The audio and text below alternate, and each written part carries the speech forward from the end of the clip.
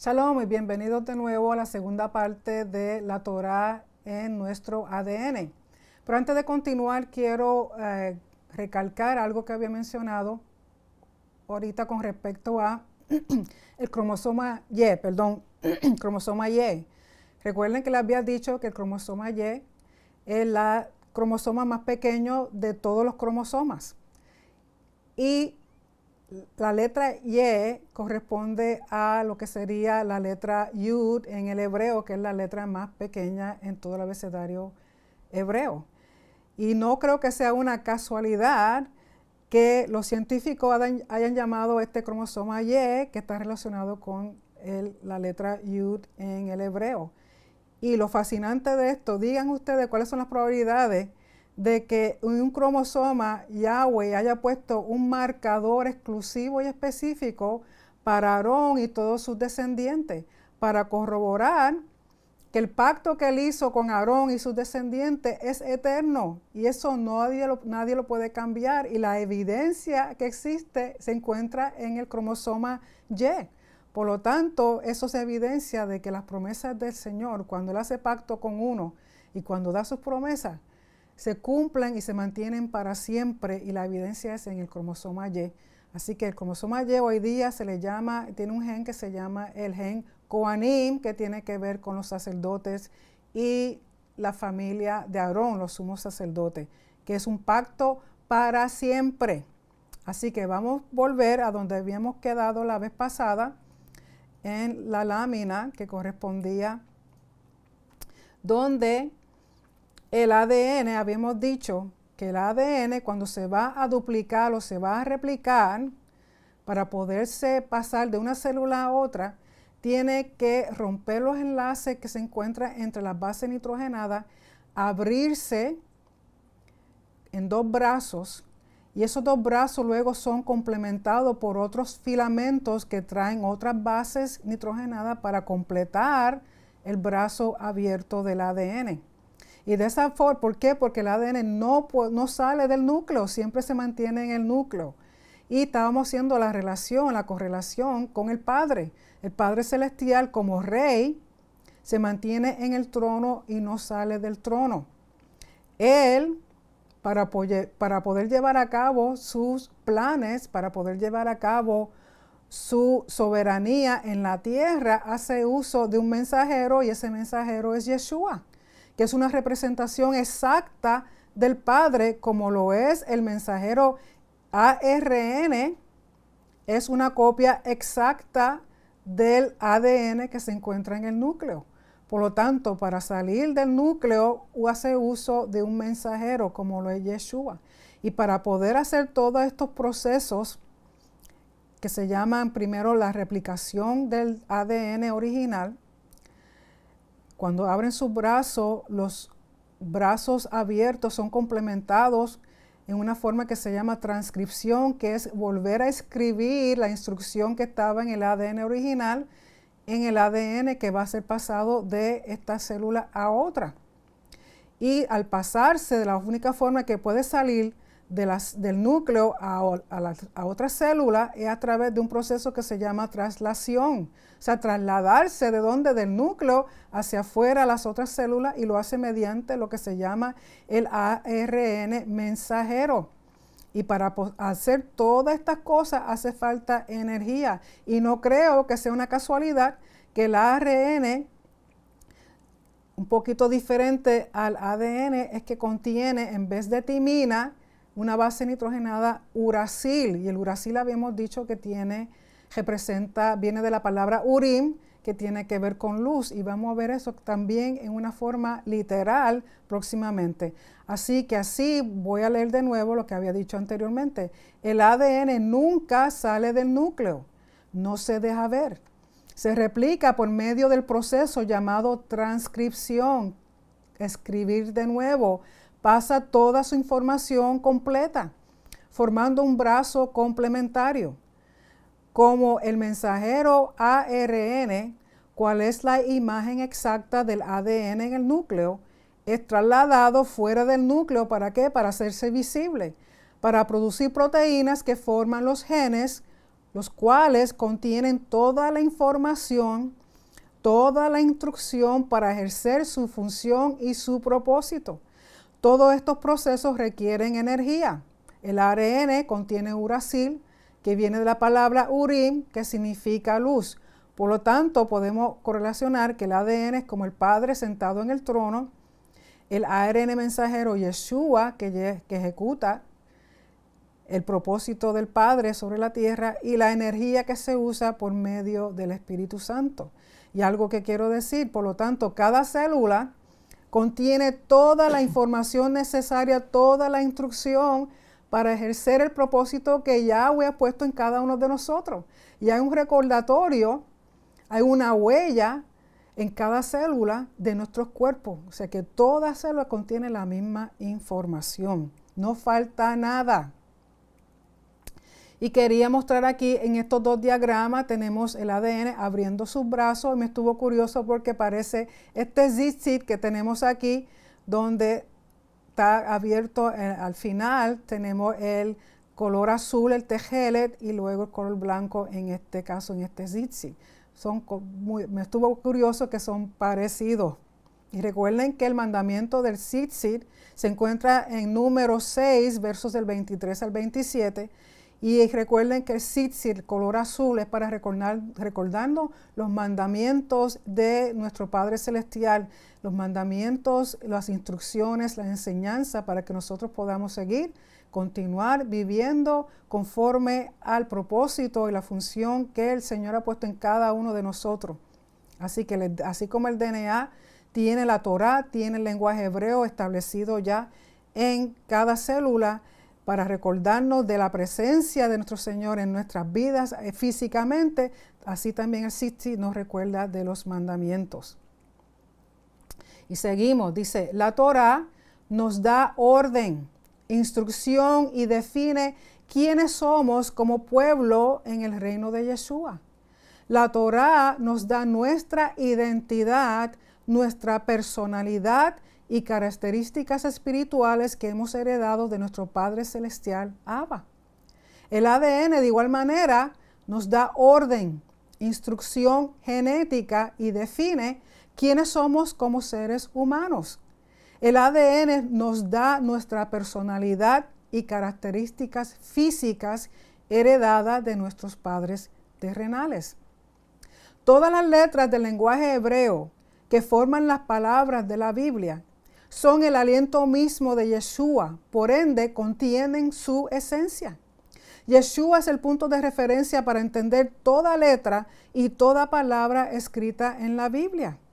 Nuestro ADN sigue el patrón de las letras y el lenguaje hebreo. El lenguaje del reino de Yeshua. Estas letras hebreas están contenidas en cada célula de nuestro cuerpo. La Torá nos sostiene y mantiene con vida en abundancia cuando caminamos en obediencia y nos da bendición. Ese es el ADN original. La desobediencia que conlleva pecado, causa destrucción celular, enfermedades, toxinas, corrupción física y espiritual, hasta muerte prematura, y conlleva maldición. Esto vendría siendo un ADN con mutaciones. Aquí vemos otro diagrama en que los cromosomas son parecidos a las letras hebreas. Lógico, cuando uno mira a una célula a través de un microscopio, una célula viva al natural, los cromosomas lógicos no tienen estos colores para empezar, y número dos, tienen otras formas, en su ambiente natural tienen otras formas, y cuando uno las mira en el microscopio parecen letras hebreas. Teshuvah, ¿qué significa Teshuvah? Es regresar al Señor, regresar a sus mandamientos, regresar a su camino. Dice, cuando volvemos, regresamos a Yeshua completamente, obedecemos su palabra y con la ayuda del Espíritu Santo, y caminamos como ciudadanos de su reino, nuestro ADN comienza a realinearse con la Torá y somos renovados, restaurados y reunificados. Nuestro cuerpo declara la gloria, el honor de Dios, de Yeshua, del Aleph Tav. De nuevo, nuestro cuerpo, nuestro ADN, cuando comenzamos a caminar en la Torá, comenzamos a obedecer los mandamientos, comenzamos a caminar en sus fiestas, comenzamos a comer como Él dice que debemos de comer. Y vamos eliminando todas esas cosas que a Él no le agradan, todas esas cosas que nos traen daño, que nos traen muerte prematura, que nos traen enfermedades, que nos traen cosas que realmente no nos convienen. Nuestro ADN comienza a alinearse. Todas esas cosas que habíamos hecho en un pasado, nosotros, el pasado, nuestros padres, nuestros abuelos, nuestras generaciones pasadas, todo eso se va realineando cuando comenzamos a caminar en la Torá, en la palabra del Señor, como Él dice que caminemos. Todo lo que se reproduce y multiplica y produce vida, tiene ADN. Todo lo que no se reproduce o multiplica no tiene ADN, pero contiene las letras hebreas que Dios habló cuando fueron creados. Un ejemplo, las piedras. Las piedras no se pueden multiplicar. Una piedra no puede reproducirse y producir vida. Sin embargo, como fue creada por Dios, cuando Dios habló en hebreo, contiene todas las letras hebreas. Por lo tanto, todo lo que existe contiene letras hebreas. ¿Por qué? Porque dice en Colosenses 1:17 que todo está sostenido por Yeshua, por Elohim, por el Aleph Tav. Él es antes de todas las cosas y todas las cosas en Él subsisten. Es su Torah, es su palabra, es el lenguaje hebreo que está manteniendo todas las cosas en su lugar, en su orden, tal y como Él las creó. Vamos a hablar de mutaciones. En Deuteronomio 2:4 dice así: ustedes no añadirán a la palabra que yo les mando, ni quitarán de ella, para que guarden los mandamientos de Yahweh tu Dios que yo les mando. En Deuteronomio 12:32 dice así: cuidarás de hacer todo lo que te mando, nada le añadirás ni le quitarás. En Proverbios 30, verso 6 dice así: no añadas a sus palabras, no sea que Él te reprenda y seas hallado mentiroso. De igual manera, el añadirle o quitarle al ADN causa mutaciones que cambian la instrucción y el orden genética, produciendo enfermedades y muerte. De nuevo, si uno le añade o le quita al ADN, causa mutaciones. Y esas mutaciones cambian la instrucción y el orden genético que ya estaba establecido desde un principio. Y eso va a causar enfermedades y hasta muerte. Hoy día vemos, muchas veces uno compra frutas y encuentra, por ejemplo, un melón que no tiene semillas. Eso es genéticamente modificado, eso es una mutación, eso no es el original. Nunca vas a ver al melón que se multiplica, se reproduce, se forma conforme a lo que Yahweh ya había establecido en esa semilla de ese melón, que es lo original. Todo lo demás, cada vez que comemos algo que no tiene semillas, eso ha sido ingeniado genéticamente por los hombres. Han hecho mutaciones. Eso no es comida verdadera. Así como existe un ADN físico, hay un ADN espiritual. Es de la única manera que podemos ver y explicar maldiciones generacionales que son mutaciones espirituales. Volviendo a este diagrama, es para representar, como le había dicho primeramente, que toda codón tiene un orden específico y tiene una serie de bases nitrogenadas específicas puestas en un orden específico. ¿Para qué? Para que reproduzca una instrucción específica que nos va a dar una herencia específica. Cualquier cosa que se cambie dentro de este codón, que se alteren las bases nitrogenadas, ya sea en lo natural o externamente, va a producir mutaciones. Un ejemplo, una persona que se exponga a radiación, esa radiación va a causar que estos genes, estas proteínas, estos bases nitrogenadas se alteren. Y el alterarse se convierten en mutaciones y lamentablemente esas mutaciones, si ese individuo se reproduce, produce un hijo o una hija, esas mutaciones se van a llevar o pasar a la generación siguiente. Por lo tanto, lo que Dios ha establecido de un principio es fiel y es verdadero. ¿Por qué? Porque lo que es fidelidad y lo que es verdad significa que es lo mismo ayer, hoy y mañana. Nunca deja de ser. Esa es la definición de la verdad. La verdad es algo que ayer era igual, hoy es igual y mañana será igual. Nunca deja de ser y nunca cambia. Por eso la palabra, nuestro Señor, sus pactos, sus promesas, nunca dejan de ser. Porque son verdad, porque han sido igual desde un principio. Aquí estoy enseñando un diagrama en el cual aquí tenemos un ADN. Y este ADN, esta partecita aquí, tiene una timina y una adenina. Cuando pasamos a este ADN, que es una replicación del original, encontramos que en vez de haber una timina y una adenina, hay una citosina y una guanina.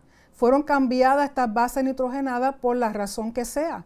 Puede haber sido por factores externos, por ejemplo, medicamentos, drogas, exceso de alcoholismo, exceso de radiación, exceso de lo que fuere, contaminantes, de lo que sea, cambió genéticamente esta porción del ADN. Y cuando miran con estudios específicos, encuentran que aquí hay el marcador de estas bases nitrogenadas que son las mutaciones. Y aquí cuando este cromosoma se abre, encontramos aquí la mutación. Por lo tanto, la mutación es algo que se hereda, se sigue pasando de generación en generación hasta que o se elimina de alguna forma, que puede ser externamente por científicos, o se hace alguna otra cosa. Pero usualmente una vez hay una mutación es difícil quitarla. Ahora tomemos toda esta información y vemos cómo se relaciona con nosotros específicamente cuando estamos siendo formados en el vientre de nuestras madres. Células. ¿Qué es una célula? La célula es la unidad más básica del cuerpo. Y la palabra célula viene del latín cella, que significa compartimiento, contenido o semilla. Y viene esa palabra cela del hebreo, la palabra kalal. Y la palabra kalal en hebreo significa completo, terminado o algo que cumple su propósito. No es una casualidad que de la misma palabra viene la palabra kalá, que es lo que traducimos como novia. En otras palabras, la novia es perfecta, es la que está cumpliendo el propósito del Señor. Cada célula contiene toda la información, la instrucción, la memoria y el potencial necesaria para el desarrollo, propósito y función de una persona. Eso es desde Bereshit 1.1, o sea, desde Génesis 1.1. Porque cuando Dios dice Tov Meod, bueno en gran manera, significa que lo que ha creado tiene todo lo que necesita, tiene todo el potencial, tiene toda la información y toda la instrucción para llevar a cabo el propósito por lo cual fue creado. En otras palabras, todos ustedes, cada persona, desde el momento que es concebido, contiene en sus células, contiene en su ADN todo lo necesario para llevar a cabo el propósito que Dios ha puesto en ese individuo. No lamentablemente, pero como Él nos dio libre albedrío, porque nuestro Dios es justo, Él nos dio libre albedrío. A pesar de que todo el potencial y toda la instrucción y toda la información está en cada individuo, depende de nosotros el que eso se lleve a cabo de acuerdo a las decisiones que nosotros tomamos.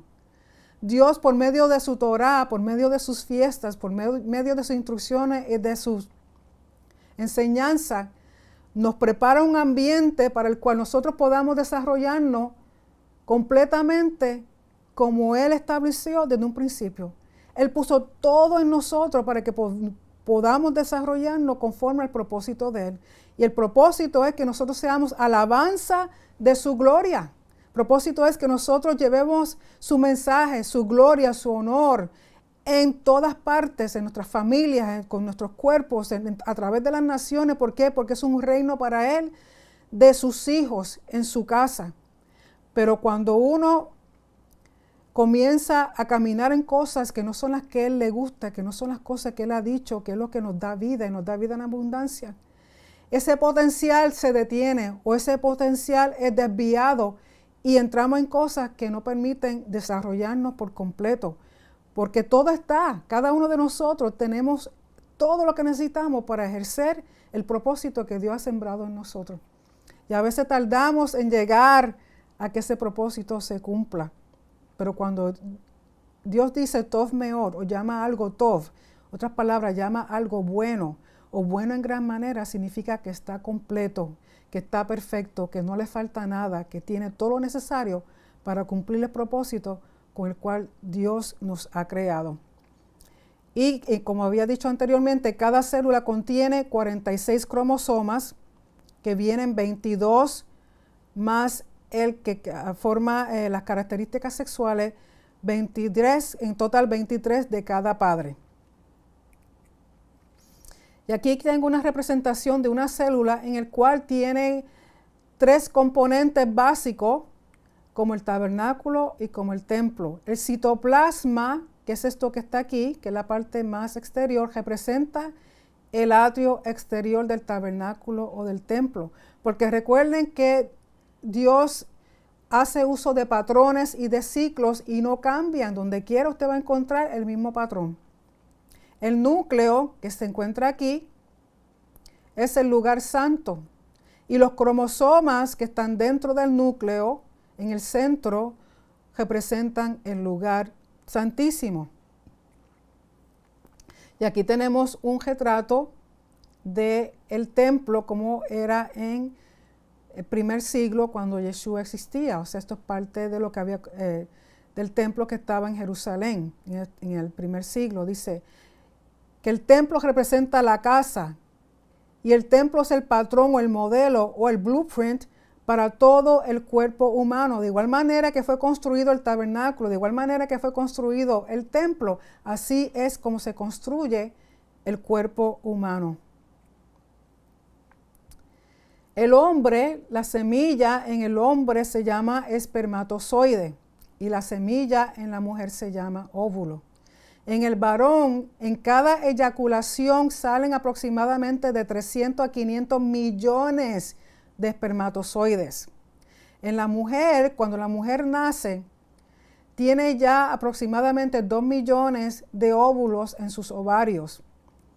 Pero cuando llega a la edad de la pubertad, de esos quedan de 30 a 40 mil, pero solamente 400 óvulos de esos 30 o 40 mil son los que maduran. En el varón, una vez esos espermatozoides salen, de 3 a 5 mil llegan al óvulo, pero solamente uno penetra el óvulo que está esperando en la trompa de Falopio. Por lo tanto, solo un óvulo de estos 400 todos los meses, uno es madura y sale esperando recibir un espermatozoide para ser concebido y dar fruto, dar una vida. Pero solo uno es fecundado. La semilla del hombre nunca cesa de reproducirse. El varón hasta el día que muere está produciendo espermatozoides. Y la mujer, durante su ciclo, su fase reproductiva, que consiste de unos 35 a 40 años de menstruación, después que termina su menstruación, que se llama menopausia, ya no produce más óvulos. Por lo tanto, la mujer su semilla es limitada, pero la semilla en el varón es ilimitada. Sigue produciendo semilla hasta el día que se muere. Y recuerden que en cada eyaculación hay de 300 a 500 millones de espermatozoides, pero uno solo es el que les es permitido fecundar a un óvulo. Y aquí tenemos una representación del espermatozoide y una representación del óvulo. El espermatozoide básicamente consiste de una cabeza, y en esta cabeza está todo el ADN del padre, que son 23 cromosomas en total, 22 somáticos y un cromosoma que va a dar el sexo del niño o de la niña.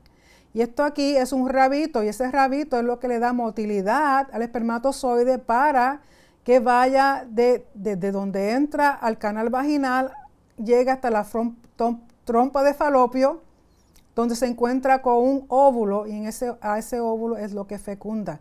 Recuerden que de estos salen al principio casi 500 millones, pero hay un solo óvulo esperando para ser fecundado.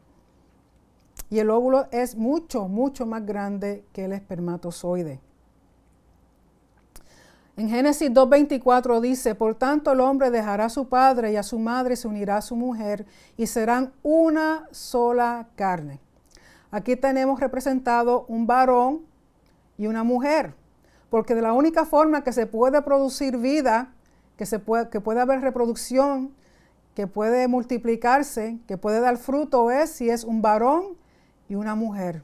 De otra forma no se puede hacer, no son dos mujeres y no son dos varones. Originalmente, como Dios quiere y debe ser y es un varón y una mujer. ¿Por qué? Porque se complementan.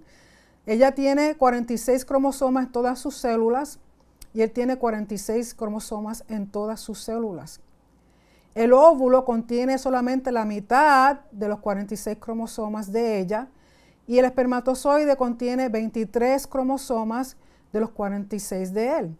Por lo tanto, cuando se unen en la fecundación o en la concepción, vuelven esos 23, se unen y forman 46. O sea, 2 se convierten en 1, porque así lo dice en Génesis 2:24, que los 2 serán una sola carne, y esa sola carne es el Hijo, es el reflejo, es la reproducción, es la imagen de esos dos padres.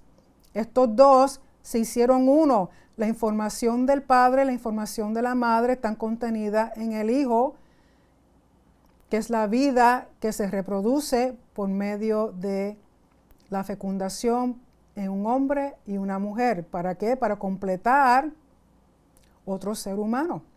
Y esto siempre es igual, esto no cambia, es el proceso, es el mecanismo, esa es la forma en que se hace.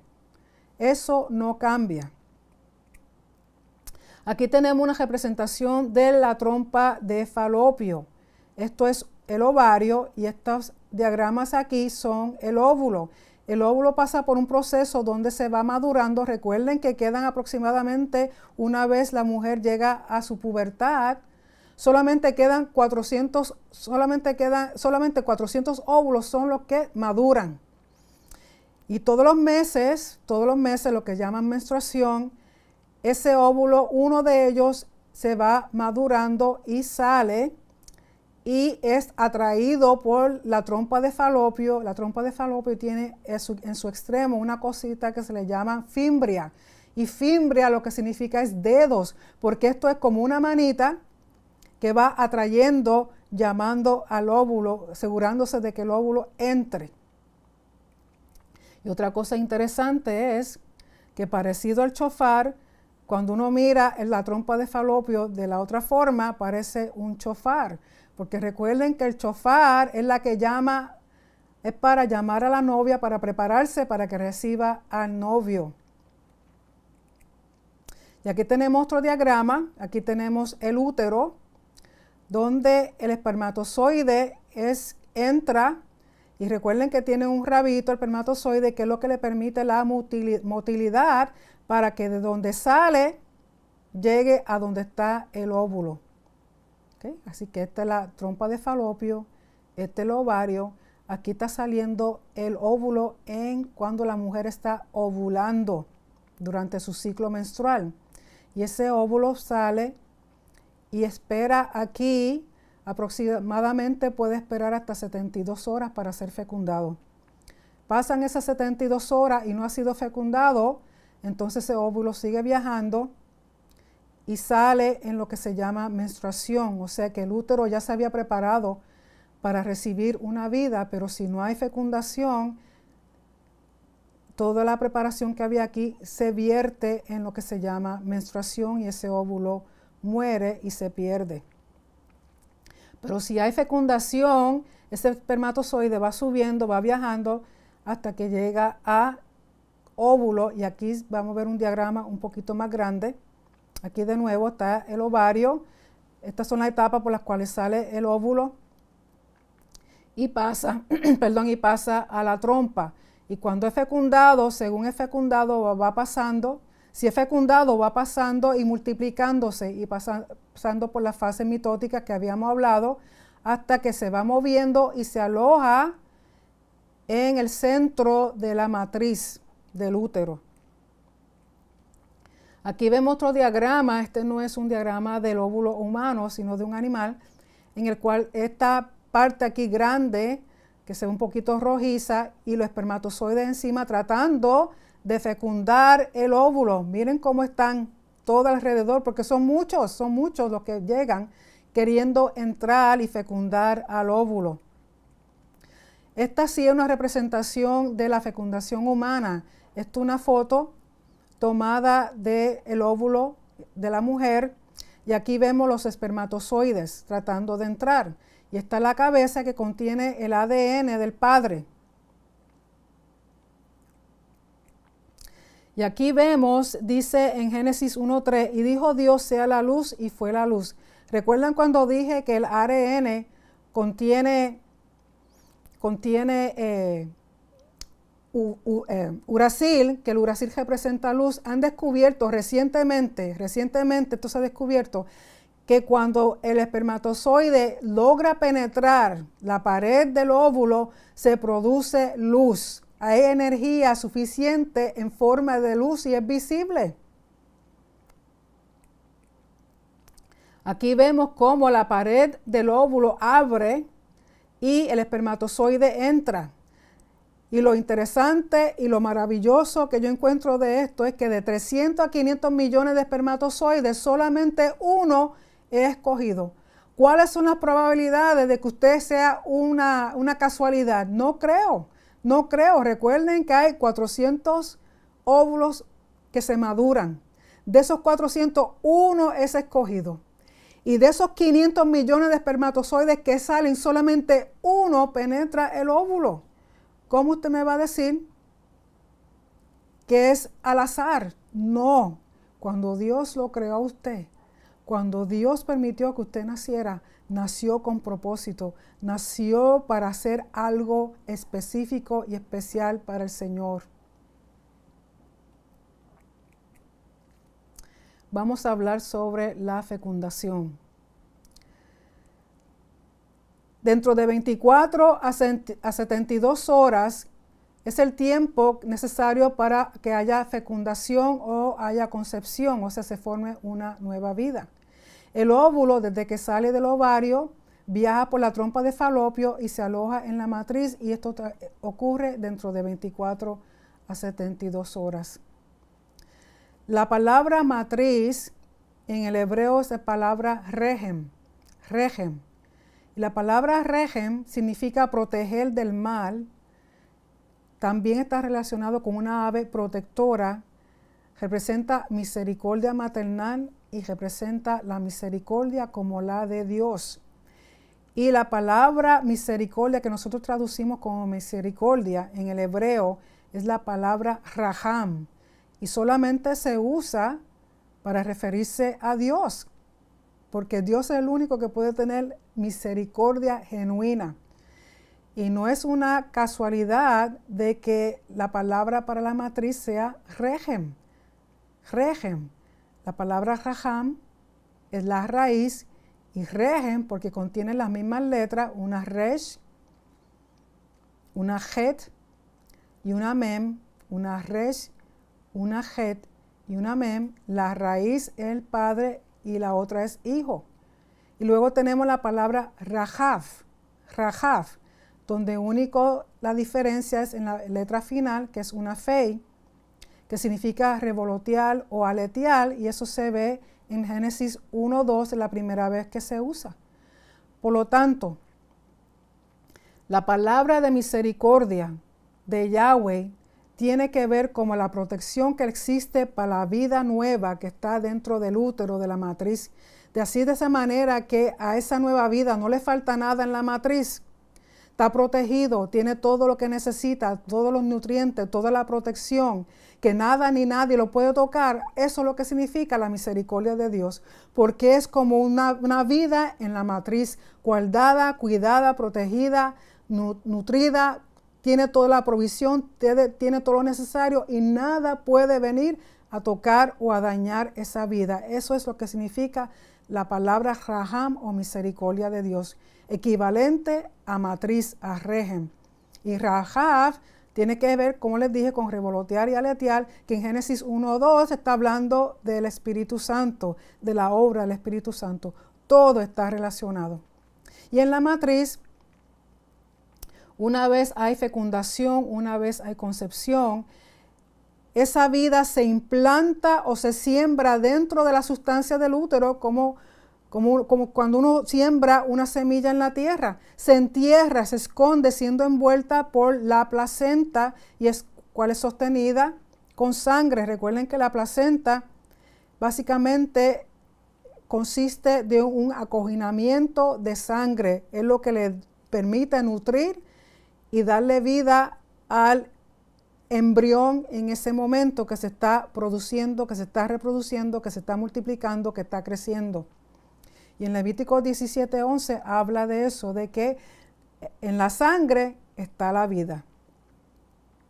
De nuevo, esa nueva vida, esa concepción, que es la unión del espermatozoide con el óvulo, se implanta, se siembra, se entierra en la matriz, como cuando uno siembra una semilla en la tierra.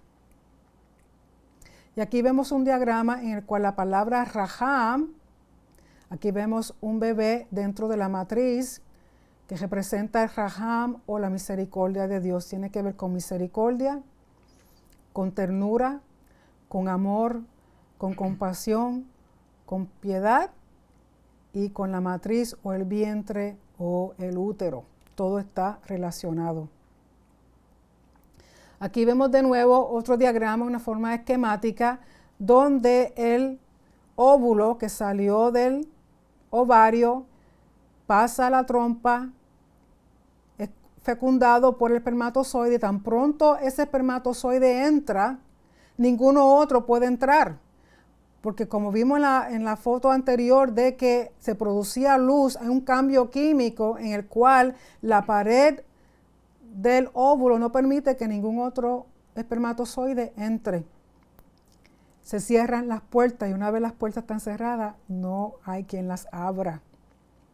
Y comienza inmediatamente a dividirse, a compartir el ADN del padre y el ADN de la madre, se van multiplicando y pasan por una serie de fases en la cual primeramente uno se llama cigoto y luego se llama mórula y blastocito y por ahí sigue, término científico, pero lo único que quiere decir que hay una serie de divisiones y de acuerdo a las divisiones que hayan son los nombres que le dan. O sea que inmediatamente ese óvulo, según se va multiplicando, va viajando por la trompa de Falopio hasta que se entierra en la pared de la matriz o del útero.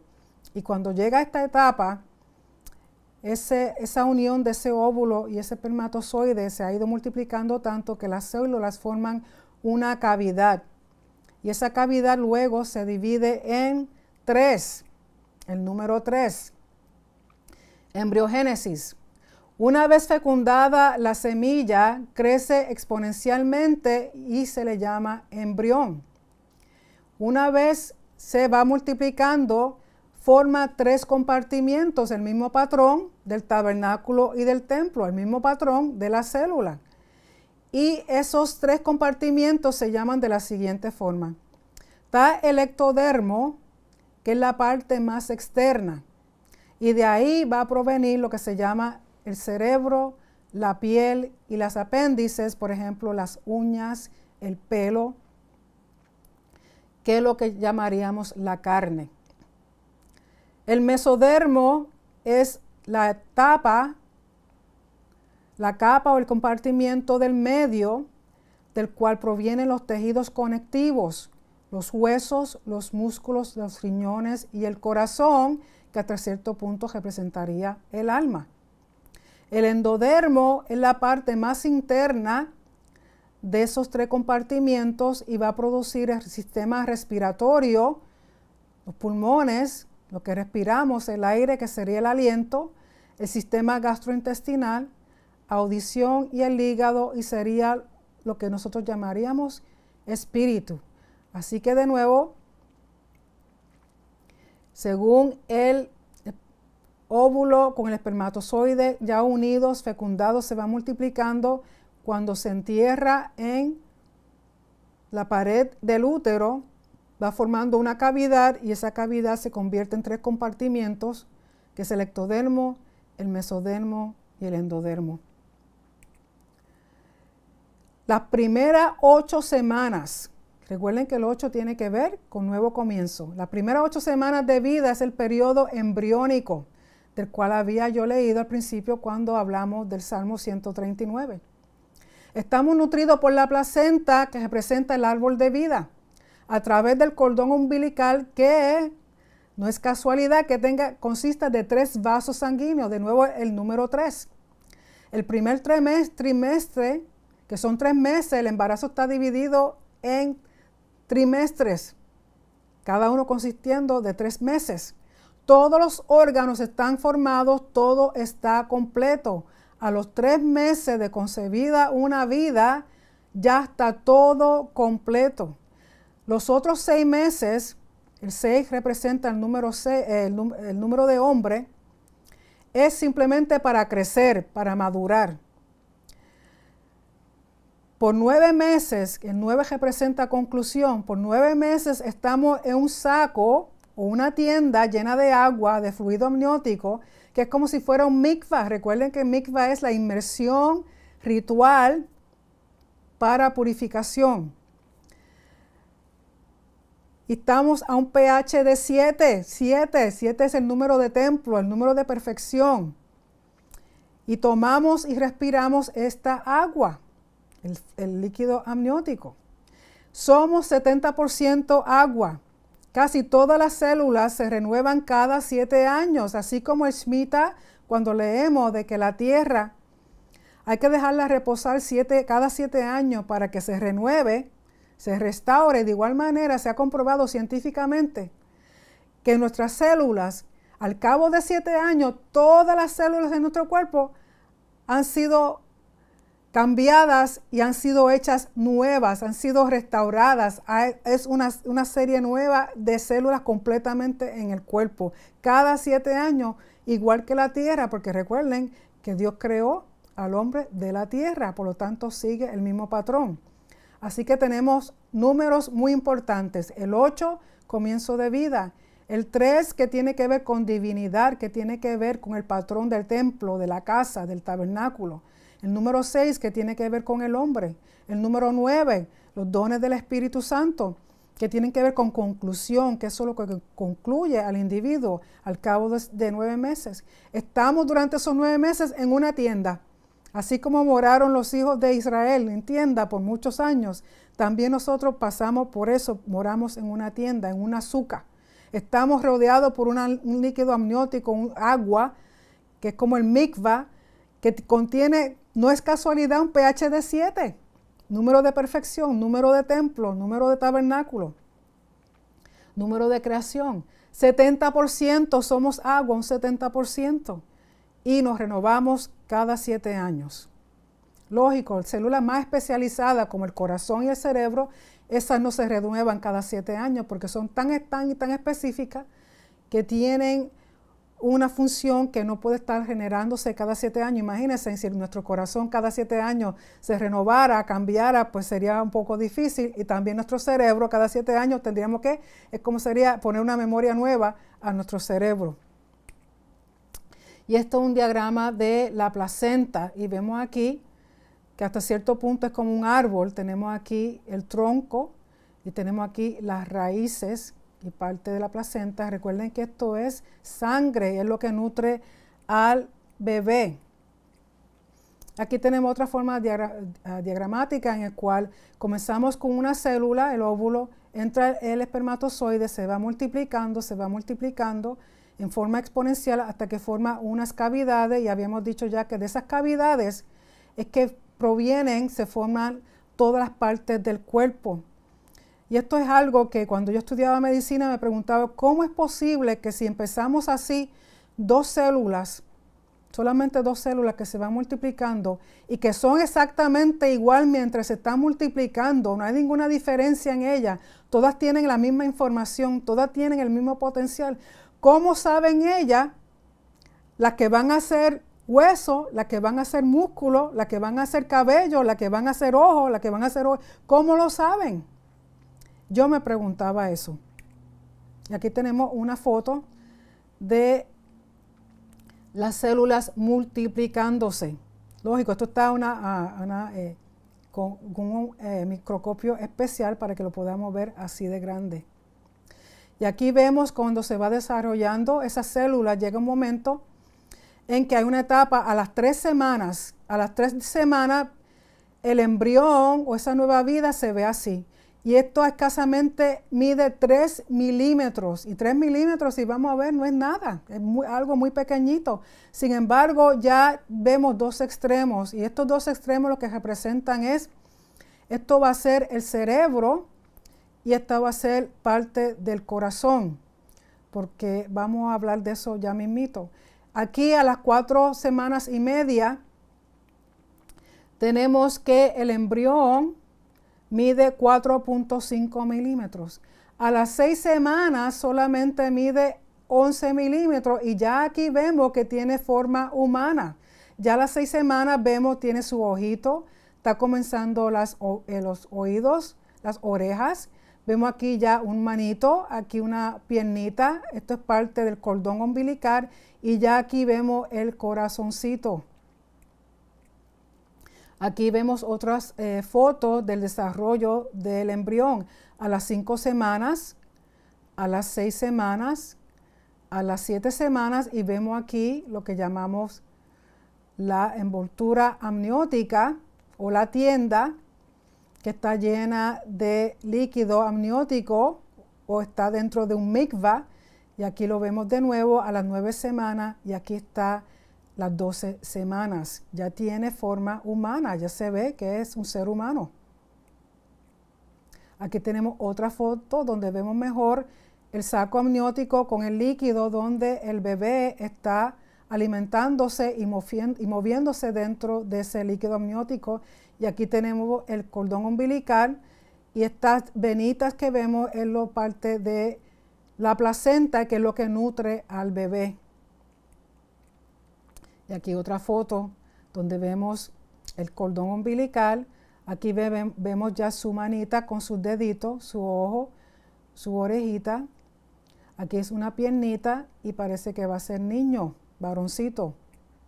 Aquí otra foto donde vemos las ramificaciones de los vasos sanguíneos de la placenta, cómo nutren al bebé, porque todo lo que la mamá toma, todo lo que la mamá ingiere, pasa a través de la placenta para nutrir al bebé y todo lo que el bebé va a eliminar, todo lo que no sea que pueda usar como alimento, como nutrición, lo devuelve a través del cordón umbilical a la placenta que sirve como filtro para eliminar las toxinas.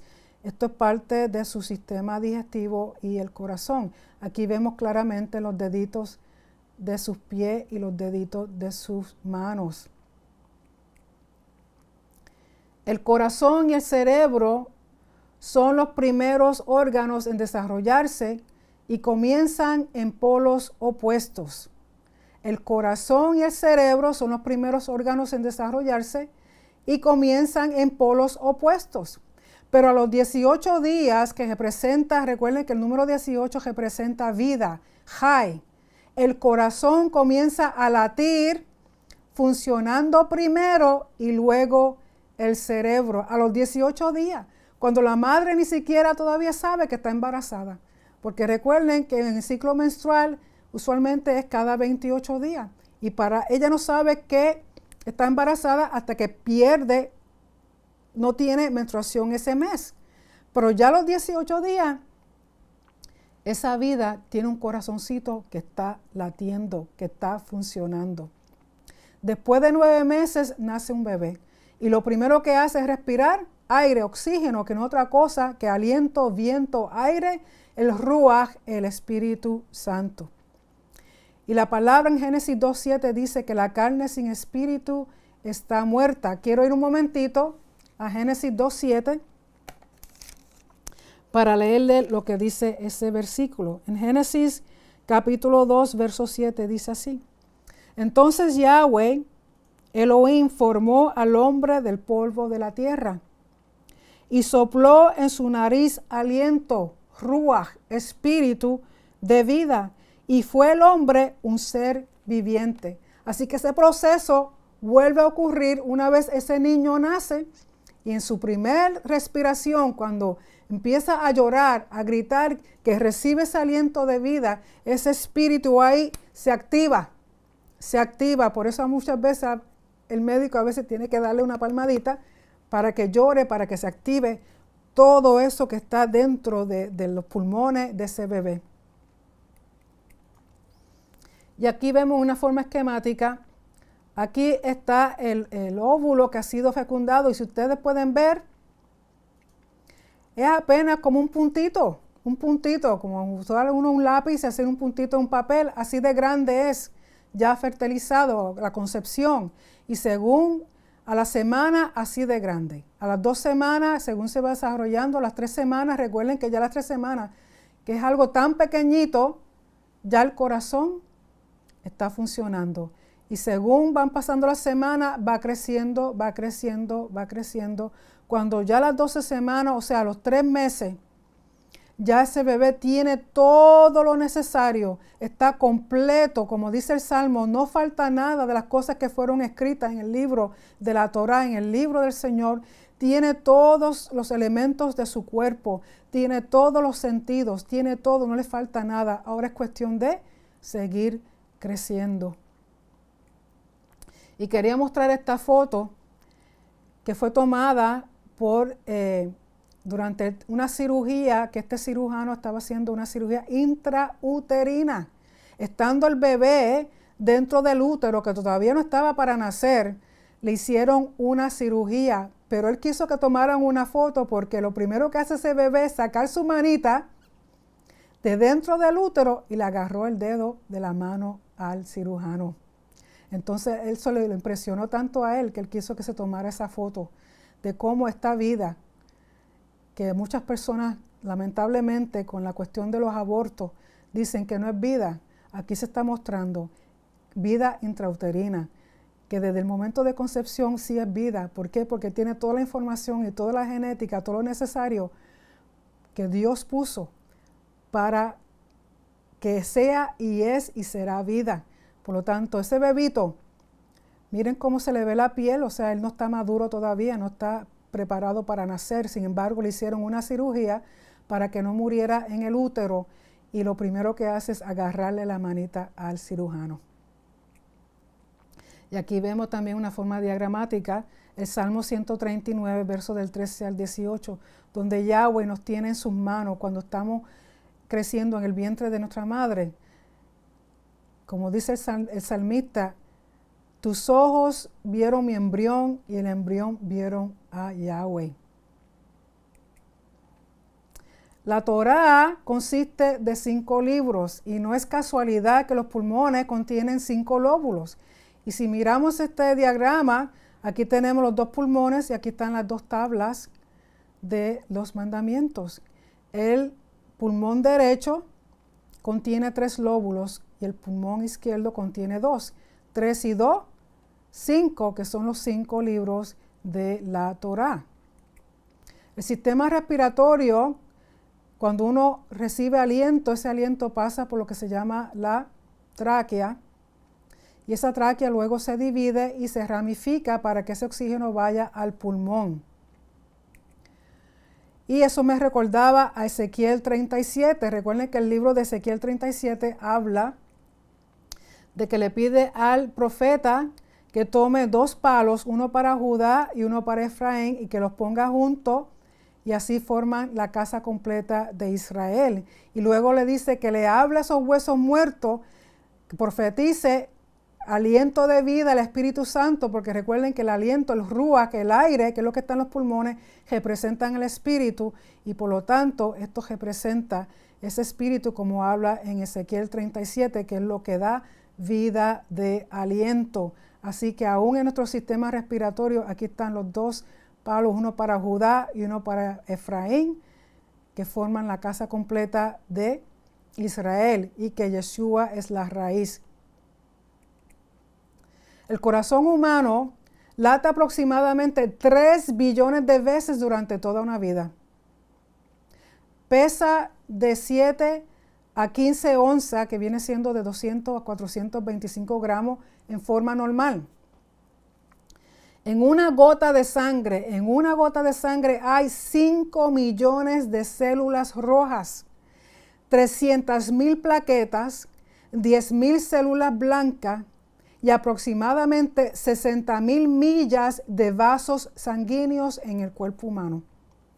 Toma 1 minuto que una célula roja viaje el cuerpo entero, completando aproximadamente 250,000 viajes antes de morir. Eso es una sola célula roja.